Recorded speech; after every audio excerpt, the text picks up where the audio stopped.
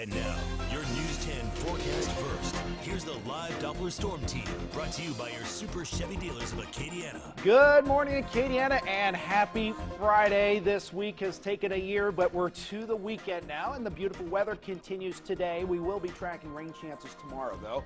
Cool to chilly this morning, mostly clear skies, turning partly cloudy and warm for the afternoon, with highs in the upper 70s. Passe Partout starting right now.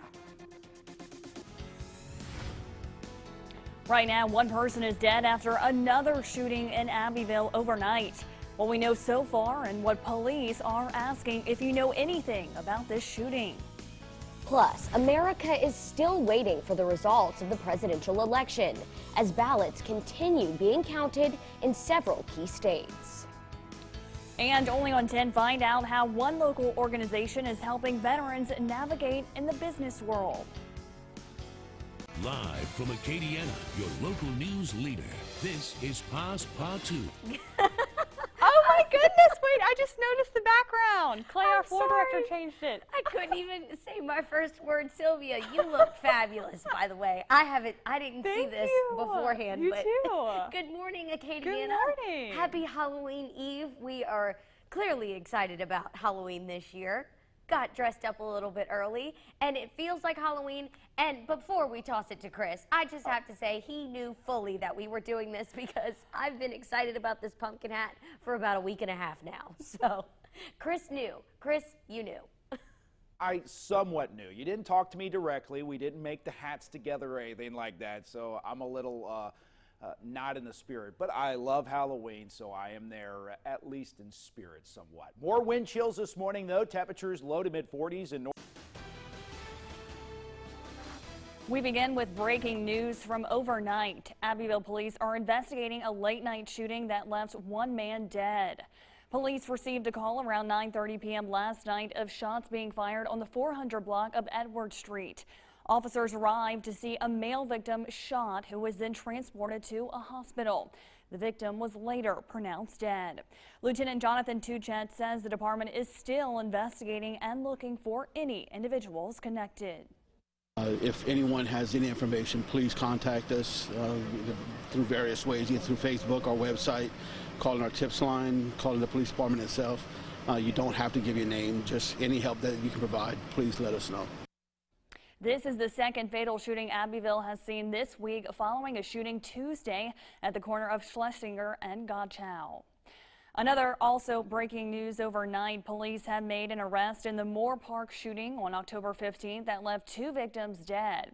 19-year-old Jamiron McGee of Angie, Louisiana was apprehended by the U.S. Marshals Violent Offender Task Force and is being charged with 2 counts of first-degree murder and 2 counts of attempted first-degree murder. He was booked into the Lafayette Parish Correctional Center.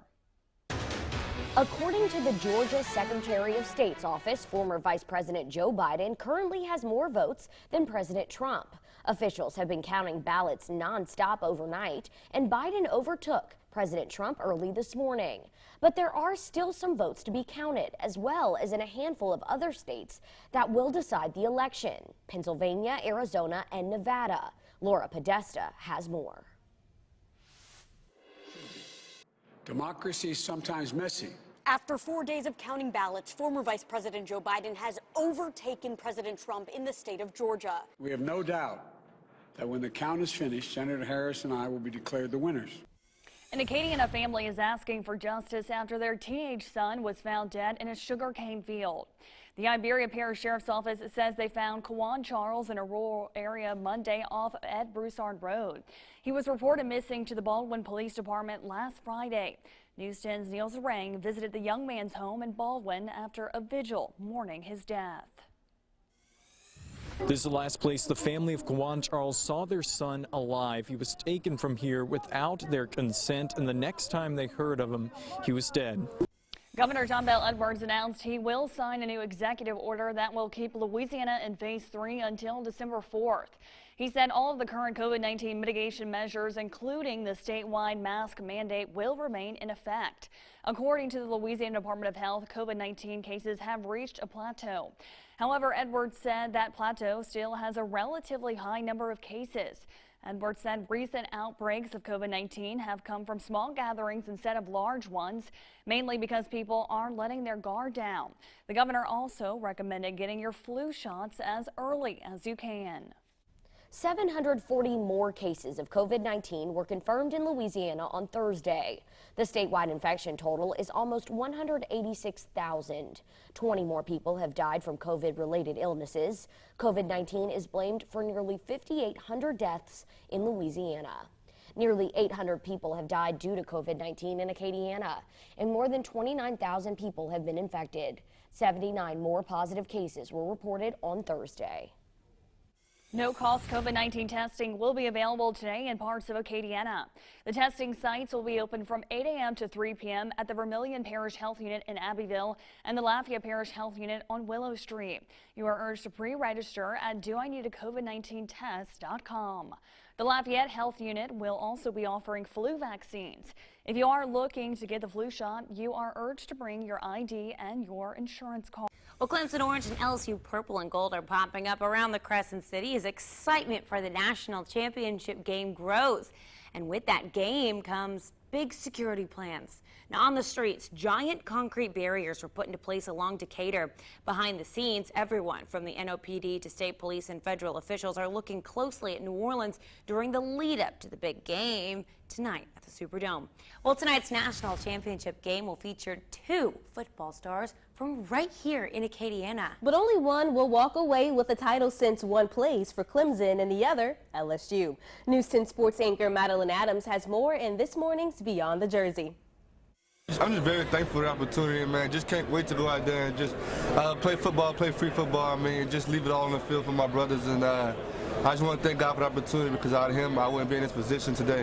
The 49ers and the Chiefs are getting closer and closer to hitting the turf as Super Bowl 54 quickly approaches. While Miami visitors wait for the big game, they are hitting the sand. Very jealous of them. Yes. News 10's Blair Leday takes us to Miami Beach, where the setup is spectacular. Good morning, Blair. Good morning to you, Megan and Caroline. That's right, that setup is really nice. So if the atmosphere and the vibes in Miami were not already enough, the added attractions are really scoring big with the tourists. Check it out.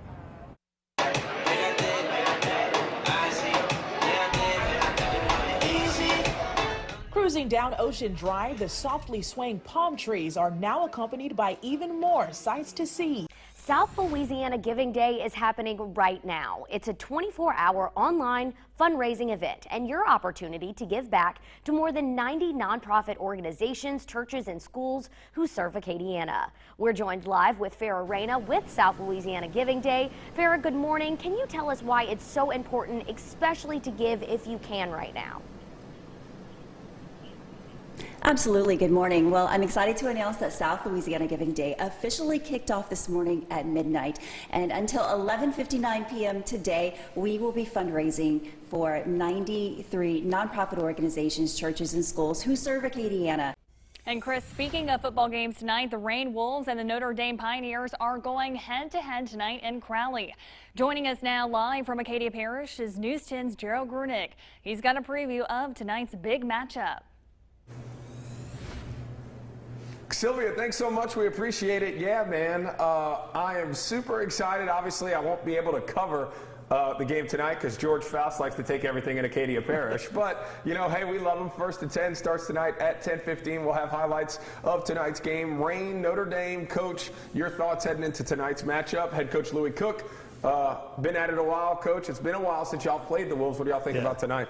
Well, it's gonna be a tough game for us. They're coming off a huge win. Ron Charles, their running back, went for over 200 yards rushing last week in their game. So they're going to present a nice challenge for us. Just joining us this morning, we are looking at Hurricane Laura making landfall. It was approximately 1 a.m. this morning as a Category 4 hurricane, wind speeds at 150 miles per hour, very close to being a Category 5 hurricane. And if I'm not mistaken, I don't think a Category 5 has ever made landfall in the state of Louisiana.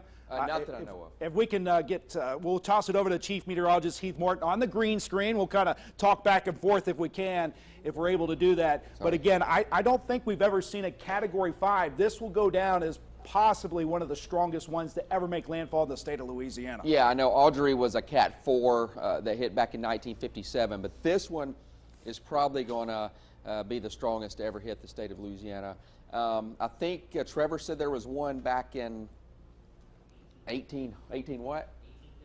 Okay, 1856, right before the Civil War. That's a long time ago, but you know, recently this is definitely going to be the strongest. And here's what it looks like: Katrina 125, Audrey 125, Rita 115, and then of course last island hurricane 150. That was the one in 1856. I actually have a book on that, and you know, it was kind of south of Vermilion Parish. It was island down there. They were having parties. Had no idea this hurricane was moving toward them, and the reports were that most everybody was wiped off the island. Of course, back then you didn't have any kind of technology, so you just had to kind of look in the sky and kind of rely on your instincts to know if something like that was coming towards you. Yeah, 18. That island was somewhere right down in here that got pretty much wiped off the face of the earth. 140 moving to the north at 15. And there's the Category 4 hurricane. And I will say it is very strange to see a 4 hurricane rotating over the southwestern That must have been the 2 a.m. update, because again, we made landfall at 150, so now winds are down to 140. Just making sure on that. Check that for us, Trevor, to make sure that they probably had a 2 a.m.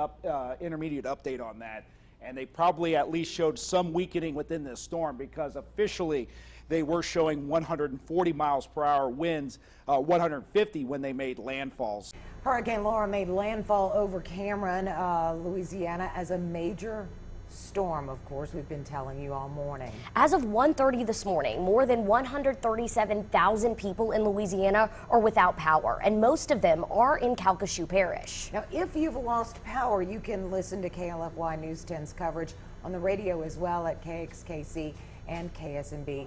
They are both carrying our coverage live. Now we're going to head over to News 10's Neil Zarang. He is live in Lake Arthur.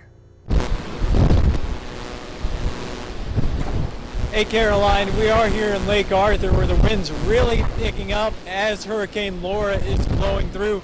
You did mention downed trees. We actually experienced that earlier tonight when we were just entering the Jeff Davis Parish line. We saw that there was a tree completely covering Highway 90. We were stopped by a Mermato police officer just before that tree, and it wasn't between like 20 minutes when we were there that they started cutting that up with chainsaws and then using a winch to pull the different branches out of the road, because that was some serious tree on the road. We've seen a lot of different twigs on the road and different things, but this wind is really doing a number. We got a car passing up behind me. It just passed a couple minutes ago, and now it's coming back. Looking at maybe debris on the road, because we have seen different tin roofs blowing right now. I really wouldn't advise people be on the road right now. You can hear this wind. We've got a little bit of shielding from this bank that we're bunkered underneath right now. This wind's doing a serious number out here on different structures. We're currently in Abbeville on Society, and we're starting to see some of the damages actually in person from the effects of Hurricane Laura. Just take a look at this house right behind me. We're told that this was a family of 5. It's their home, and you could just see the damage. That tree crashed right into the house. There's a trampoline that blew into the yard as well, and that just shows how devastating this hurricane really was. And once again, this hurricane is not over. We are still in the middle and coming near the end of what's actually happening. We're starting to see some people driving around, and that is not recommended at this point. From our crews that are spread out all over South Louisiana, Dalford Jones is over in Lake Charles. Yes, and I know that we have gotten reports of some structural damage there. It'll be very interesting to see what it looks like once the sun comes up. But Dalford, can you see anything right now? Well, Caroline and Tracy, as far as structural damage, we actually repositioned ourselves to the 21st floor. If we can take a look outside of our hotel room balcony here, you can see some of the roof damage where some of the, it's not exactly shingles, but some type of covering that is above the insulation. It's blown over. It's all over the parking lot of the hotel. Just across from us, you can see the LaBerge Casino. It's pitch black right now, and I personally don't believe that they are accommodating any guests tonight. So they may have just shut the power off to avoid any electrical issues. Hey everybody, so we were actually wrapping up our storm coverage here in Calcasieu Parish, headed back home on 210, and we saw this large cloud of black smoke. It was covering the highway, but it's somehow risen up, and what we've learned so far, according to our map, this is a bio lab. They make cleaning products and disinfectants. The fire, it may have started probably an hour ago. We saw it from our hotel room as it was a white smoke, and we just assumed, that's nothing out of the ordinary in a heavy populated refinery area. But by the time we made it around here, black smoke started to build, and you can just see it if you look across the highway. I mean, it stretches. I'm not sure where this thing is headed, and we aren't sure what chemicals are actually burning. That plane, if you can see it over there to our right, it's made a circle maybe 3 times now. I believe they're assessing the damage. I'm not sure what's happened yet. We've made contact with the sheriff's office. One thing that the dispatcher could tell me is that they had received calls. They weren't able to give us any specific details, and it's kind of freaky the way you see the clouds billow from red to gray to white. Not sure what chemical that is burning there, but we're doing our best to try and get you guys something. But we didn't want to leave here without giving you guys a look at this. Acadiana, we have made our way back to Iberia Parish. Let me tell you something, man. It's been interesting, to say the least, when it comes to approaches with how this storm has been. Obviously a bit earlier this morning, if you've been locked into KLFY News 10, staying at home and checking out your local CBS affiliate, you've been able to see us make our way down 14. And we actually started, John, pan to the left, but we can also show off some of the water on the road. We started at the Texaco down at the corner of Coteau and 14. When we made this drive down a bit earlier, John and I were talking about it. We are pretty sure that this part of the highway was wide open. Wide open in the sense of both lanes were still open. You could get through without a problem. Well, we've been talking all morning and all day about Delcom, and that water down here is in such a weird place because although the water from the storms was done, we're not necessarily at a point where the water's going to stop rising within the city of Delcom. So, we even did shots from the bridge. John, we can show the Delcom Canal, the bridge, the train tracks off to my left, your right. Welcome to Iberia Parish, the Delcom Vermilion Parish split, where the highway was open. So we're seeing that water starting to come in and out. And also, Mr. Weatherall, if you don't mind, can you pan to the right towards the houses? We are seeing water get a little bit higher to some of these raised houses in Delcom, and we're seeing some trucks start to roll through. And a lot of them have boats attached. I'm interested to see what's going on. We're going to make our way into the city because I'm sure you're going to have some people that are hanging out in their raised homes that may or may not be dealing with water at this point. I said earlier, and we've been talking all day about when the city of Delcom and when these areas along 14 will be able to take a deep breath and kind of go, okay, hey, look, we made it.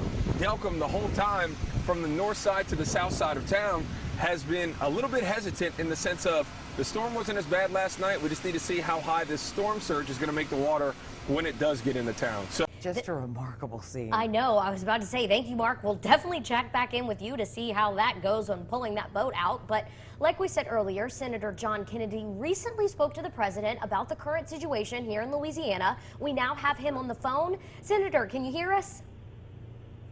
I can hear you well. Perfect. Good morning. Thank you for being with us. Thank you. Senator Kennedy, you spoke with President Trump, you said earlier today. What did that conversation entail? Well, the president called just to ask if there was anything he could do. The White House has already been very helpful, along with the president's cabinet. I talked to the Secretary of Homeland Security yesterday. I told the president the truth, that we'd taken it full in the face, and that this was a huge storm. Katrina was about 400 miles wide. I think this thing was 500 or 600 miles wide. Lake Charles got hit hard, but so did other parts of our state. I mean, Lafayette got it pretty bad, and Central Louisiana got it bad. Alexandria, Shreveport's getting it. I'm getting some calls from Monroe. We've had, unfortunately, 3 deaths. We do have search and rescue out right now.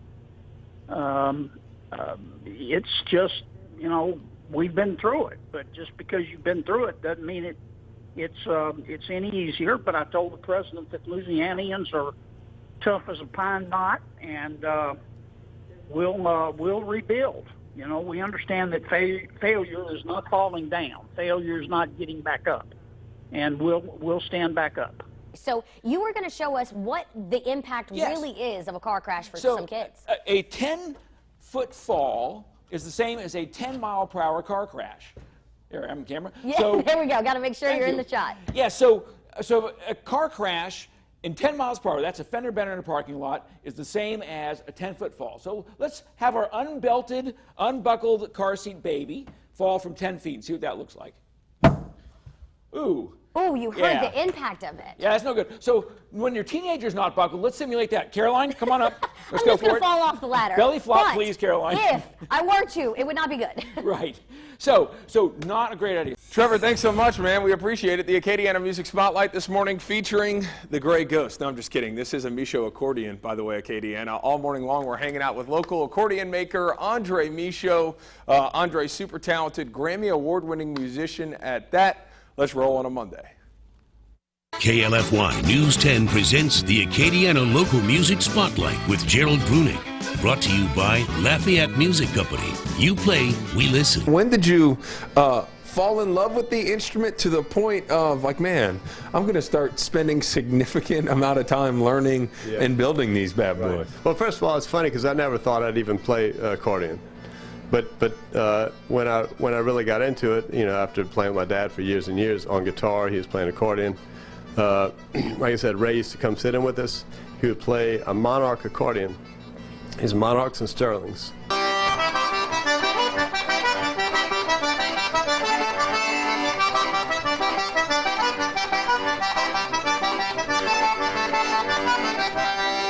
Acadiana Local Music Spotlight. Brought to you by Lafayette Music Company.